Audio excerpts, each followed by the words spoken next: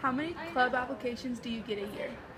A year. So let's see, it differs because sometimes they're rechartering, so they're organizations that are already organizations, but they have to recharter, so they've like changed officers or things like that. So an organization has to recharter every calendar year. So we had 137 organizations that did the chartering process this year. Okay. What do you find interesting about your job? Um,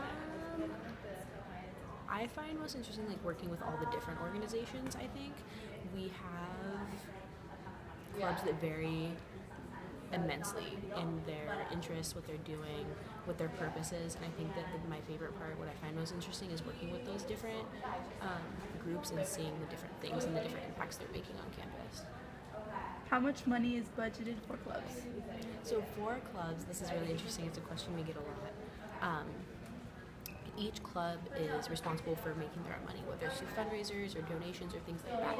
So when you charter as an organization, you're given a club bank account, but there's no money. So you have to create your own income, whether that be from dues, charging members for events, or doing fundraisers, whether it's like a swirl time or like selling goods or just t-shirts or stuff like that, like whatever your fundraiser is. It's up to the clubs to create their own finances. Okay.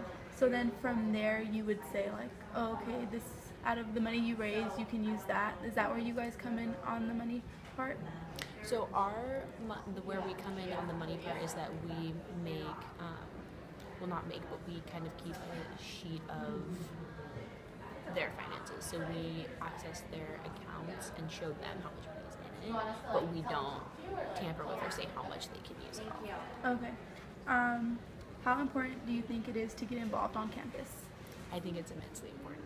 Yeah, I got involved right away as a freshman in Greek life, and I've been involved in several clubs, including major clubs, academic clubs, things like that, and I think it really gives you a way to get involved and make Sonoma State your home, as opposed to just somewhere you go to school. Can students work for Slice?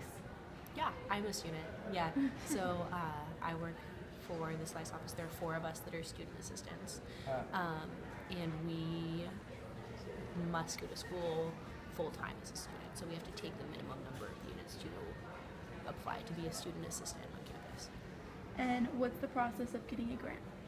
So the process for getting a grant is first becoming a chartered organization, and then once you're recognized on campus as a chartered club or organization, you are able to fill out the grant form, which you can get here through Associated Students is where the grant money comes from.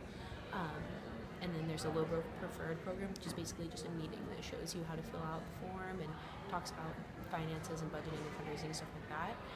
And then you're eligible for more money. But it's really just a simple form and being recognized on campus. Okay, thank you. All right, thank you.